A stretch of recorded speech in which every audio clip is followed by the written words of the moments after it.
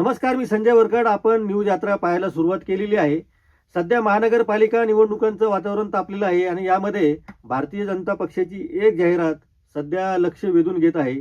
तुमची आमची भाजपा सर्वांची अशी टॅगलाईन असलेली ही जाहिरात प्रत्येकाच्या फोनवर आणि यूट्यूबवर आणि सोशल मीडियापासून तर अनेक ठिकाणी वाचताना दिसते. आपण बघतो आहोत, ऐकतो आहोत आणि त्यामुळंच की काय भारतीय जनता पक्षाचा एक उत्साह वाढलेला आहे आणि या उत्साहासोबतच भाजप सर्वांची हे ब्रीदवाक्य आणि हे शब्द प्रत्येकाच्या कानोकानी पडल्यामुळे अर्थातच आनंदाचं उदान त्यांच्या समर्थकांना आलेलं आहे.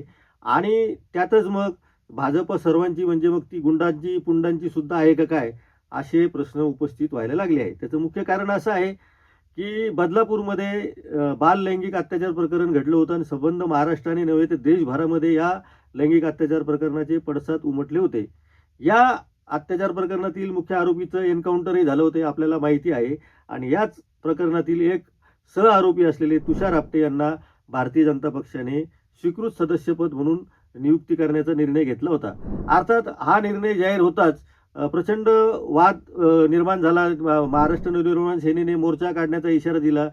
काही लोकांनी उत्स्फूर्तपणे या निर्णयाच्या विरुद्ध आंदोलनं सुद्धा सुरू केली होती. ज्या शाळेमध्ये हे लैंगिक अत्याचार झालेले आहेत अशा शाळेचे तुषार आपटे हे सचिव पदावर काम करणारे व्यक्ती होते. त्यांचा भारतीय जनता पक्षाशी पूर्वीपासूनचा जुना संबंध आहे. त्यामुळं या सगळ्या प्रकरणावर पडदा टाकून भाजपने हा मुद्दा रेटून देण्याचा प्रयत्न केला का, तुषार आपटेंना पूर्ववत स्वीकृत सदस्यपद देऊन भाजपमध्ये सक्रिय करण्याचा प्रयत्न केला का, अशी आता चर्चा नव्याने सुरू झाली आहे. तुमची आमची भाजपा सर्वांची हे ब्रीद जसं सर्वसामान्य लोकांना लागू होतं तसंच ते गुंडापुंडांनाही लागू होतं का काय, असा प्रश्न आता पडलेला आहे. ठाण्यामध्ये तडीपार गुंड ज्याच्यावर मोक्काचे आरोप लागलेले होते अशा मयूर शिंदेमध्ये मयूर शिंदेला एक भाजपमध्ये प्रवेश दिला होता, तेही प्रकरण अंगलट आलं होतं. यानंतर पालघरमधील जे साधुकांडातील हत्या प्रकरणामधील दोषी होते त्यांनी सुद्धा भाजपमध्ये प्रवेश केला होता, हे आपल्याला माहिती आहे. त्यामुळं भारतीय जनता पक्षाने सत्ता आल्यानंतर जे नीतिमत्तेचे मानकं तयार केलेली आहे, मापकं तयार केलेली आहे, त्याला भारतीय जनता पक्ष स्वतःच ठोकर मारतो आहे का, भाजप स्वतःच मनाला वाटेल ते करतो आहे का, असे प्रश्न पुन्हा एकदा निर्माण झालेले आहेत. कोणत्याही प्रकरणामध्ये भारतीय जनता पक्षाच्या वरिष्ठ स्तरावर माहिती असल्याशिवाय निर्णय घेतले जात नाही, अशी भाजपची एक शिस्तबद्ध कार्यप्रणाली आहे. मग अशा कार्यप्रणालीला इथं कसा छेद लागतो आणि तुषार आपटेंना स्वीकृत सदस्य म्हणून कसं काय स्वीकारलं जातं, हा प्रश्न सगळ्यांना पडलेला आहे. आतापर्यंत आपण वरच्या स्तरावर चर्चा करायचो की अजित पवारांना 70,000 कोटींचा घोटाळा केला म्हणून आरोप केला नाही, लगेच त्यांनी भारतीय जनता पक्षात प्रवेश केला. एकनाथ शिंदेनं सुद्धा असाच ईडीचा धाक दाखवला, नंतर त्यांना मुख्यमंत्री केलं, आता उपमुख्यमंत्री केलं.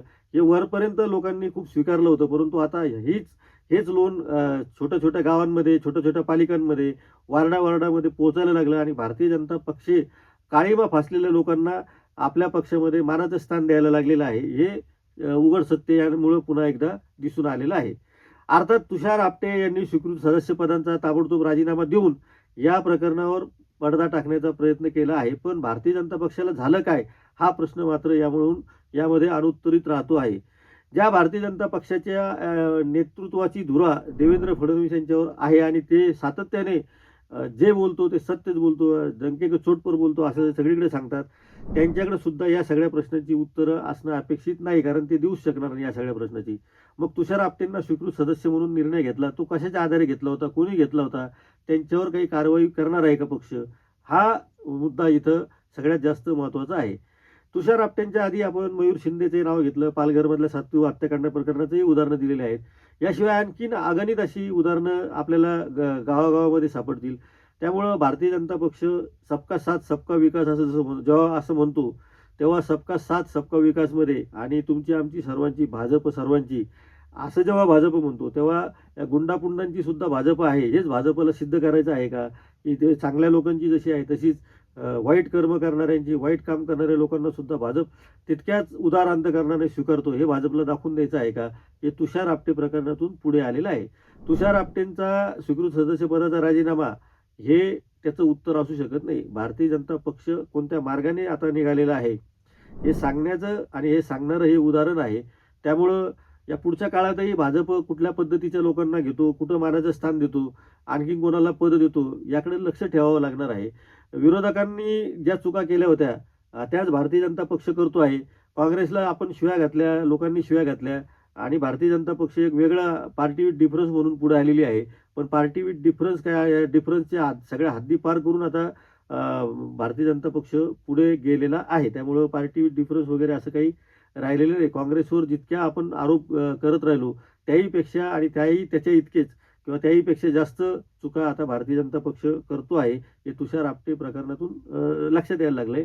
सबका साथ सबका विकास तुमच्या आमच्या सर्वांची, भाजप सर्वांची हे ब्रीद घेऊन आता गुंड सुद्धा भाजपमध्ये येऊ लागलेले आहेत आणि यांचं स्वागत करण्याची वेळ तमाम भारतीय जनता पक्षाच्या निष्ठावंत कार्यकर्त्यांवर आलेली आहे. त्यामुळं ह्या कार्यकर्त्यांचं पुढं काय होईल यावर आता आपण बोलण्याची ही खरी वेळ आहे आणि त्यांनी सुद्धा बोलण्याची वेळ आहे. हे भाजपमधल्या अंतर्गत जो काही श्वास कोंडलेला आहे तो कधी मोकळा होईल याकडं आपल्याला लक्ष ठेवावं लागणार आहे. आपण ते ठेवून राहणार आहोत. त्यामुळं अशाच विषयांसाठी आपण पाहत राहा न्यूज यात्रा. चॅनल सबस्क्राईब केले नसेल तर सबस्क्राईब करा, बेल आयकॉनवर क्लिक करा आणि पाहत राहा न्यूज यात्रा. हे आहे आपलं चॅनल.